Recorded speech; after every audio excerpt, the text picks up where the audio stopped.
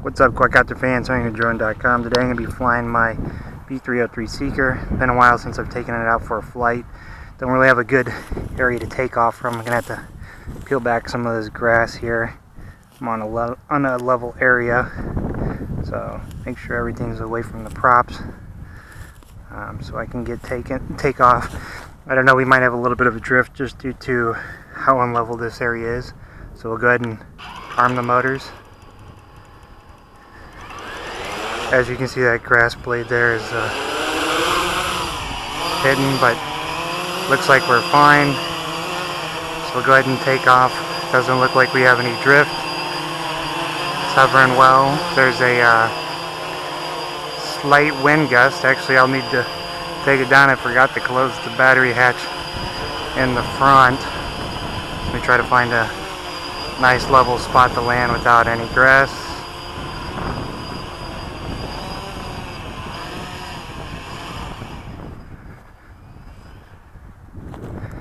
Alright, so we'll go ahead and close the hatch up front.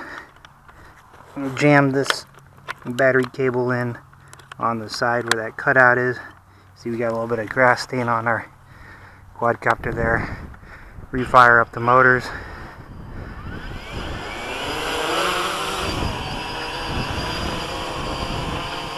Now, it was on level where I did take off, so it's not centered correctly. You can see that now in the way that it's flying. It's tilted to the left, so let's go ahead and bring it in for another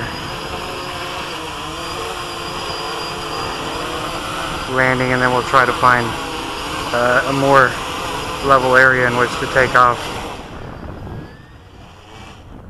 So we'll hold down on the throttle just to make sure we're okay. We'll go back to the original spot where we took off from before.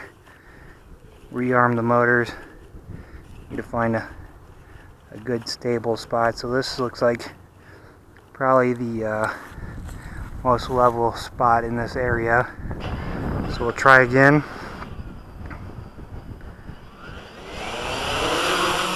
So it took off pretty clean there. Not too much of a drift. The wind's blowing, so that's the rocking that you see there. The battery should be good. Charged it a couple days ago, haven't flown. But the V303 Seeker, if you don't have one, it's a very fun one to fly. If you get a good one from the factory, it's a big if. So it took a little bit of tinkering and replacing of some parts in order for me to get mine to fly correctly. But now that it flies awesome. Not having a range issue, which I had before. A lot of people report, binding issues just getting this thing to bind. So we'll just cruise it around. I forgot my strap for the bottom. I've been using a Wakira mounting bracket with the run cam to record with, but you can see it's holding this position. The wind's blowing pretty hard from the left to the right. For the most part, it's holding this position. We can trim up a little bit to the left there to compensate for that, and also too, it could have been a little unlevel when I took off. It's very, very important with this quadcopter to make sure it's level ground whenever you're taking off. Otherwise, you'll have these drift issues or tilts.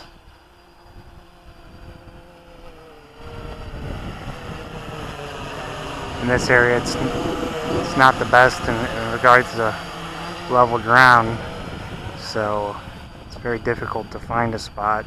I tried using some plastic cases to prop up or shim up in an effort to make the ground a little bit more level when flying out here, but wasn't really working very well.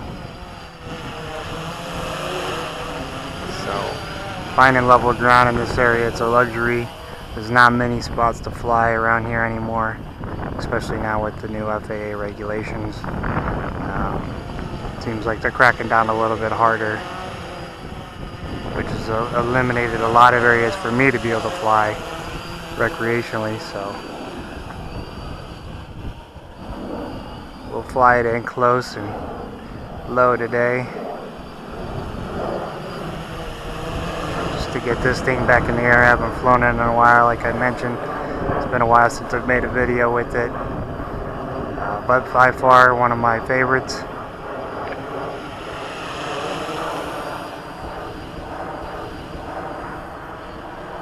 It's a big bird checking it out. But such a stable flyer, smooth flyer, especially for the price.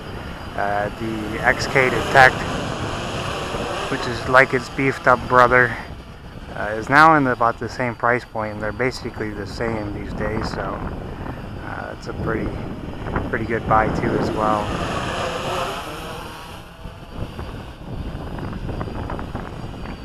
If you do own one and you're having some issues with it, it's definitely worth trying to resolve them, because for the price you can't really beat it, and it is an excellent flyer once you are able to resolve any issues that you have. The most common one appears to be people in binding. So the storm's rolling in here today, so this wind is pretty heavy, blowing pretty heavy, but we're cutting straight into it right now. It only has one speed mode. This is more of a camera bird, so it's not like you're gonna be flying this one extremely fast, so cutting into that strong wind's a little bit difficult.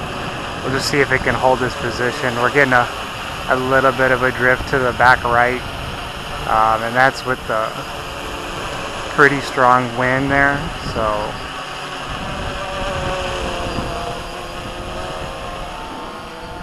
pretty pleased about that, given that the ground isn't very level. But this is very maneuverable. The sticks handle good. The controller, it's a little bit cheap.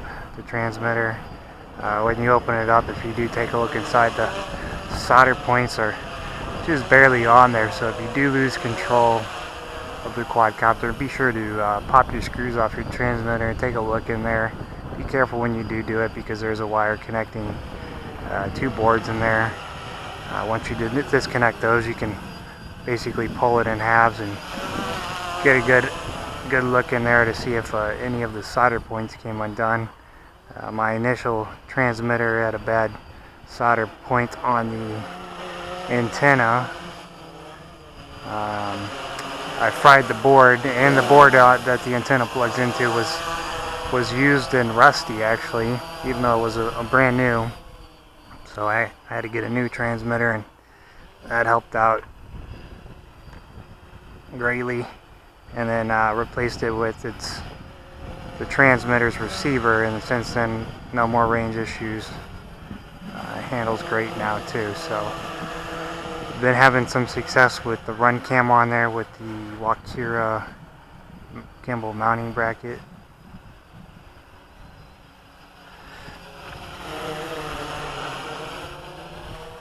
Very limited jello.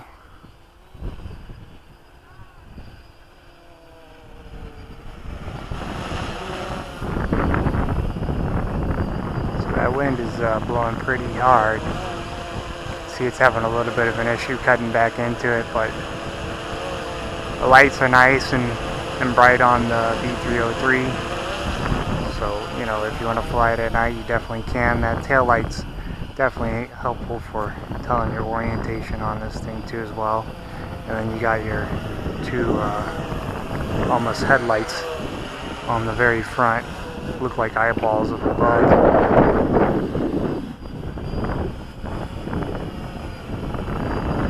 So bring it in close and we'll take a look at it. For those that want to see a flyer, considering purchasing one. You know, it's holding this position very well right now. This is with my hands off of the transmitter. There's a little bit of a drift. Like I was mentioning, the wind's pretty bad, as well as it was a little unstable on that back right side. It wasn't very level when I took off. You can see it oscillating a little bit there from the wind. It's just trying to compensate for itself, as well as the position in which I took off from. Now I do have a little bit of a chip in one of my blades. That can greatly affect this stability and its flyability. So the cheap props that come with it, they're great. You can pick up replacements for like $9 off Amazon, shipped through Prime. You know, this thing can pick up quite a bit of weight. I've attached a SJ4000, similar to a GoPro, as well as a run cam on it. It's been able to handle them all. The best quality from the video has been with the run cam with the Quadcopter gimbal mounting bracket, as opposed to the Quadcopter G2D gimbal with a GoPro. The quality wasn't that great, and I was having some issues with the pitch wire too as well. But this can definitely lift pretty much any camera that you put on it within reason. So very maneuverable, very responsive. Glad that it works for me, and if you have one, hopefully you can get yours to work too as well. You'll probably get about 10 minutes or so of flight time if you don't fly it too aggressively and you're not trying to pick up a big load. But the wind's really starting to pick up, so I'm going to go ahead and land it. Wish would have had the mount so we could have got some onboard footage with it too as well. But we'll just take a nice easy flight today, and we'll try to pick a nice level spot. As you can see, it's a little slanted to the left. Got to make sure you're holding on your throttle to turn those motors off. But excellent flyer, highly recommend it. Hopefully they keep on selling it, but it might not necessarily be necessary with the price of the V303 or the X380 coming down, which offers a bigger battery, more flight time, and I believe they're both using the same transmitter now too as well. So go ahead and shut it off. If this video helped you out, definitely leave a like. Be sure to subscribe to the channel. If you got any questions, put them in the comment box. I'll try to answer them whenever I get a chance.